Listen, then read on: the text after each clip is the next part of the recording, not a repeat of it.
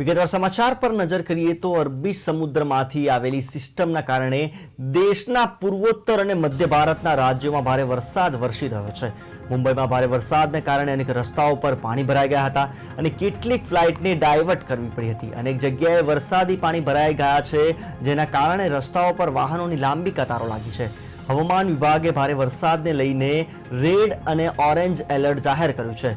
ભારતીય હવામાન વિભાગે મુંબઈ, પુણે, થાણે, રાયગઢ અને પુણે માટે ઓરેન્જ એલર્ટ જાહેર કરવામાં આવ્યું છે, જ્યારે પાલઘર અને નાસિક માટે રેડ એલર્ટ છે। આગામી 24 કલાક મુંબઈ સહિત આ જિલ્લાઓમાં ભારે વરસાદ પડશે, તેની અસર સમગ્ર રાજ્યમાં જોવા મળશે। હવામાન વિભાગે આજે મધ્ય મહારાષ્ટ્ર, કોંકણ અને ગોવા, પેટા હિમાલયન, પશ્ચિમ બંગાળ અને સિક્કિમ અને ગુજરાતમાં ભારે વરસાદની આગાહી કરી છે। આ સાથે આસામ અને મેઘાલયની સાથે સૌરાષ્ટ્ર અને કચ્છ, બિહાર, અરુણાચલ પ્રદેશમાં પણ ભારે વરસાદની આગાહી કરી છે।